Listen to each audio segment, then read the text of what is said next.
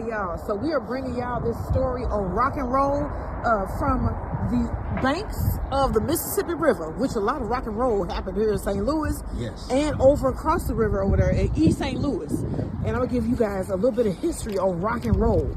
Now, while it was not a single person who created the music, they haven't been, we can stop on ourselves, they haven't been credited with creating the music. It evolved from black music, black musical traditions, including blues, gospel, jazz, and R&B. While some associated Elvis with creating rock and roll, even Elvis himself acknowledged that he was performing music pioneered by black artists. And a lot of his songs that he sang were written by black people. And the You Ain't Nothing But a Hound Dog, he took that from a black female artist who sang that song, and that was Mama Thornton. I think that was her name. Big Mama Thornton. Big Mama Thornton.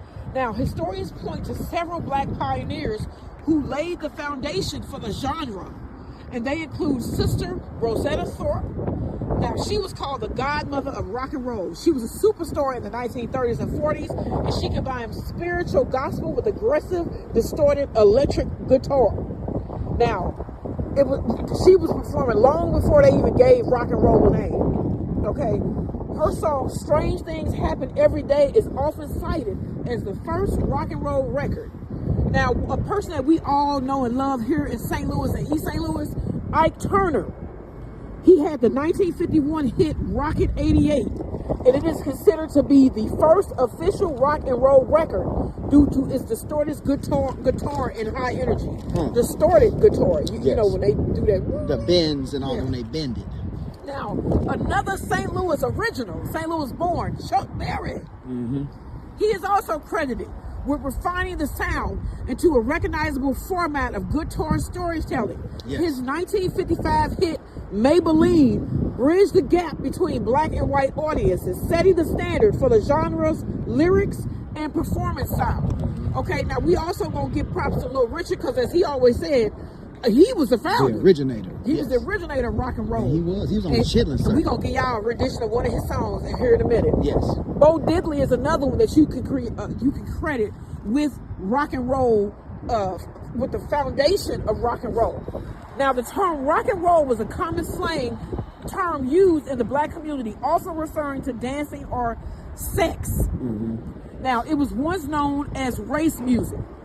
Now, they whitewashed rock and roll. If a lot of y'all didn't know that. Now, the process of whitewashing began in the mid-1950s when record executives would find a gritty hit, like a really cool song, and then they would actually, it would be written and performed by a black artist, and they would have white artists like Pat Boone or Georgia Gibbs to re-record a sanitized version of that song.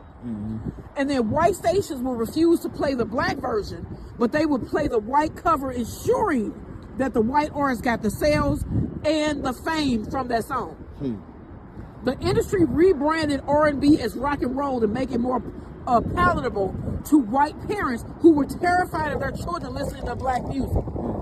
And then the 1960s British invasion with bands like the Beatles and the Rolling Stones, they got massive success. And it eclipsed the originators. Originators of some of these songs, like Muddy Waters.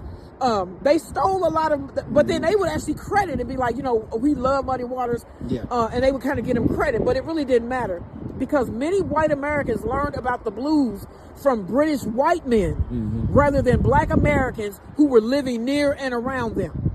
Okay? And so rock and roll is a black creation. And y'all just need to know that. And if it formed in the ghettos, as y'all like to call it, the hoods that people like to call it, of America, but of black America. Mississippi Delta, all that. All of that. It was that hard living. Lifestyle. Yes. Poor sharecroppers and all that. So remember that next time you talking about when you having a conversation about who created rock and roll. And then coming up, we're going to give y'all a real rock and roll legend song, Mr. Little Richard. What is it called, babe? It is called Long Tall Sally. And that's coming up next.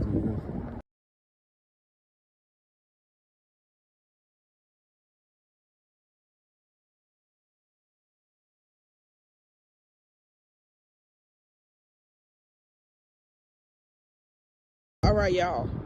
So All right, now we're gonna do a rendition of Little Richard, Long Tall Sally, in commemoration and honor of the creators of rock and roll. Rock and roll, baby, as you Black can look people. over East St. Louis there. Yes, and there was a lot of juke joints, and Ike and Tina played over there, so we figured this would be the perfect spot. I'm sure Little Richard done played over there Oh too. yeah, on the Chitlin Circuit. Yeah. You know, so we're gonna give you our rendition as a commemoration to this.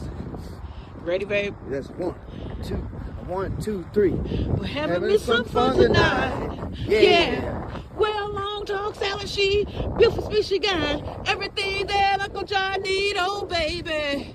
Yeah, baby. Ooh, baby. We're having me some fun tonight. Yeah. Well, saw Uncle John with Long Tall Sally. He saw Mary coming in and jumped back in the alley. Oh, baby. Yeah, baby. Ooh, baby. We're having us some fun tonight. Yeah. We're gonna have some fun tonight. We're gonna have some fun tonight. Yeah, we're gonna Have some fun tonight. Everything's alright. We're gonna have some fun. Having some fun tonight. Yeah. Now shut up.